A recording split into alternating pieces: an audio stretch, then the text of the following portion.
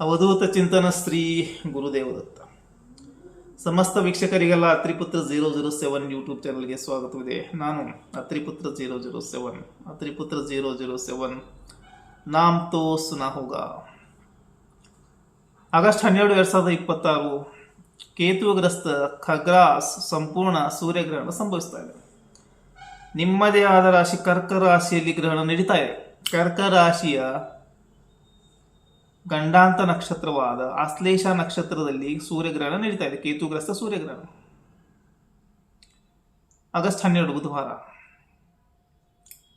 ವೀಕ್ಷಕರೇ, ರಾಶಿಯಲ್ಲಿ ಗ್ರಹಣ ನಡೆಯುವ ಕಾರಣ ಕರ್ಕ ರಾಶಿಗೆ ಸಂಬಂಧಪಟ್ಟಂತೆ ಗ್ರಹಣದ ಫಲಗಳು ಅಷ್ಟೊಂದು ಶುಭಕರವಾಗಿ ಇರಲಾರದು. ಗ್ರಹಣ ಸಂಭವಿಸುವ ಭಾವ ಚೆನ್ನಾಗಿಲ್ಲ. ಮೊದಲನೇ ಭಾವದಲ್ಲಿಯೇ ಗ್ರಹಣ ನಡೀತಾ ಇರೋದ್ರಿಂದ ಅದರಲ್ಲಿ ಕರ್ಕ ಒಂದು ಭಾವನಾತ್ಮಕ ರಾಶಿ.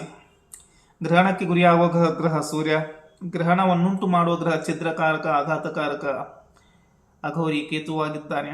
ಕೇತುಗ್ರಸ್ತ ಸೂರ್ಯಗ್ರಹಣ, ಸಂಪೂರ್ಣ ಸೂರ್ಯಗ್ರಹಣ ರಾಶಿಯಲ್ಲಿ ಜರುಗುವ ಕಾರಣ ಒಂದು ಆತ್ಮ ದುರ್ಬಲತೆ, ದುರ್ಬಲತವಲ್ಲ, ಆತ್ಮ ಮಲಿನತೆ ಮುಂದುವರಿಯುತ್ತದೆ. ಆತ್ಮ ರಿನ್ಯೂವಲ್ ಆಗಲ್ಲ, ಆತ್ಮ ಶುದ್ಧಿ ಆಗಲ್ಲ, ಆತ್ಮ ಚೈತನ್ಯ ಸಿಗಲ್ಲ, ಆತ್ಮವಿಶ್ವಾಸ ಸಿಗಲ್ಲ.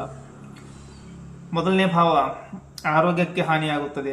ಸರಿಯಾದ ದಿಕ್ಕು ದೆಸೆ ಡೈರೆಕ್ಷನ್ ಸರಿಯಾದ ಸಿಗಲ್ಲ. ಲೈಫ್ ಪರ್ಪೋಸ್ ಇಲ್ಲಿ ಸ್ವಲ್ಪ ಅಡೆತಡೆಗಳು ಬರ್ತವೆ. ಆರೋಗ್ಯದ ಒಂದು ಚಿಂತೆ ಆರೋಗ್ಯಕ್ಕೆ ಆಘಾತವನ್ನು ಕೊಡುತ್ತದೆ. 6 ತಿಂಗಳ ಪ್ರಭಾವ ಇರುತ್ತದೆ. ಸಂಪೂರ್ಣ ಭ್ರಮೆಯಲ್ಲಿರುವಿರಿ. ಕಾರಣ ಏನೂ ರಿನ್ಯೂವಲ್ ಇಲ್ಲ. ಸೂರ್ಯನ ಊರ್ಜೆಯಲ್ಲಿ ರಿನ್ಯೂ ಆಗ್ತಾ ಇಲ್ಲ, ಫಿಲ್ಟರ್ ಆಗ್ತಾ ಇಲ್ಲ, ಸ್ಕ್ಯಾನ್ ಆಗ್ತಾ ಇಲ್ಲ. ಸೂರ್ಯನಲ್ಲಿರುವಂತಹ ಬೇಡವಾದ ತ್ಯಾಜ್ಯ ವಸ್ತುಗಳನ್ನು ಕೇತು ಇಲ್ಲಿ ಹೀರ್ಕೊಳ್ತಾ ಇಲ್ಲ.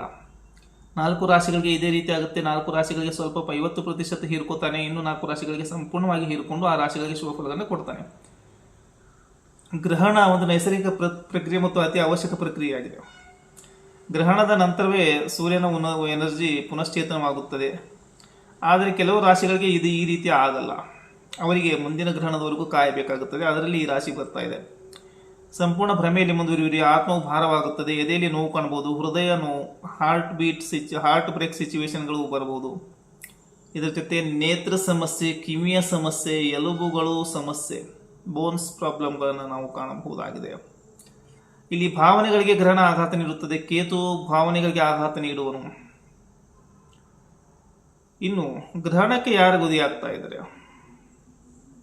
ಸೂರ್ಯ ಗುರಿ ಆಗ್ತಾ ಇದ್ದಾರೆ. 12 ಸೂರ್ಯ ಗುರಿ ಆಗ್ತಾ ಇದ್ದಾರೆ.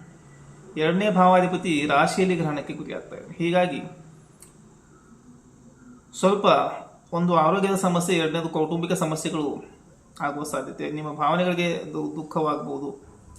ಕುಟುಂಬಸ್ಥರಿಗೆ ನಿಮ್ಮಿಂದ ಕುಟುಂಬಸ್ಥರಿಗೆ ದುಃಖ, ಅವಮಾನ, ನಿಂದನೆ, ಭಿನ್ನಾಭಿಪ್ರಾಯಗಳು, ಮೆಂಟಲ್ ಪೀಸ್ ಇರಲ್ಲ. ಆತ್ಮವಿಶ್ವಾಸದ ಕೊರತೆ, ಆತ್ಮ ಚೈತನ್ಯದ ಕೊರತೆ, ಆತ್ಮಬಲದ ಕೊರತೆ, ಕುಟುಂಬ ಕಲಹ, ಈಗೋ ಕ್ಲಾಶಸ್ ಆಗುವ ಸಾಧ್ಯತೆ ಇರ್ತವೆ. ಇನ್ನು ನಿಮಗೆ ಸ್ವಂತ ಆರೋಗ್ಯ ಹಾನಿಯನ್ನು ಗ್ರಹಣ ಸೂಚನೆ ಕೊಡ್ತಾ ಇದೆ. ಅಸ್ಥಿರತೆ ಇರುತ್ತೆ. ಯೋಗ್ಯ ನಿರ್ಣಯ ಕೈಗೊಳ್ಳಲು ಆಗುವುದಿಲ್ಲ. ಇದು ಆತ್ಮ ಚೈತನ್ಯ ಇಲ್ಲ. ಹೀಗಾಗಿ ಮನಸ್ಸು ಸೂರ್ಯನಿಂದ ಚಂದ್ರನಿಗೆ ಬೆಳಕು ಬರಬೇಕು. ಸೂರ್ಯನೇ ಇಲ್ಲಿ ಗ್ರಹಣಕ್ಕೆ ಗುರಿಯಾದ ಕಾರಣ ಚಂದ್ರನಿಗೆ ಊರ್ಜೆ ಸಿಗಲ್ಲ. ದುರ್ಬಲತೆ ಬರುತ್ತೆ. ಮನಸ್ಸು ದುರ್ಬಲವಾದಾಗ ಇನ್ನಷ್ಟು ನಿರ್ಣಯ ತೆಗೆದುಕೊಳ್ಳುವ ಸಾಮರ್ಥ್ಯ ಕಡಿಮೆ ಆಗುತ್ತದೆ. ಒತ್ತಡ ಜಾಸ್ತಿ ಆಗುತ್ತದೆ. ಏನನ್ನು ಹ್ಯಾಂಡಲ್ ಮಾಡೋಕ್ಕಾಗಲ್ಲ. ಆರೋಗ್ಯದ ಚಿಂತೆ, ಕುಟುಂಬದ ಚಿಂತೆ ಕಾಡಲು ಆರಂಭವಾಗುತ್ತದೆ. ಇನ್ಸೆಕ್ಯೂರ್ ಫೀಲ್ ಮಾಡಲು ಆರಂಭಿಸ್ತೀರ. ಮನೆಯಲ್ಲಿ, ಕುಟುಂಬದಲ್ಲಿ ಸ್ವಂತ ಆರೋಗ್ಯನೇ ಒಂದು ಚಿಂತೆ ವಿಷಯವಾಗಿಬಿಡುತ್ತೆ. ಖರ್ಚುಗಳು ನಿಮ್ಮನ್ನು ಹುಡುಕಿಕೊಂಡು ಬರ್ತವೆ. ಸಮಸ್ಯೆಗಳು ನಿಮ್ಮನ್ನು ಇಲ್ಲಿ ಹುಡುಕಿಕೊಂಡು ಬರ್ತವೆ. ಅತ್ರಿಪುತ್ರ 007 ಯೂಟ್ಯೂಬ್ ಚಾನಲ್ ಸಬ್ಸ್ಕ್ರೈಬ್ ಮಾಡಿ, ವಿಡಿಯೋ ಇಷ್ಟ ಲೈಕ್ ಮಾಡಿ ಮತ್ತು ಶೇರ್ ಮಾಡಿ.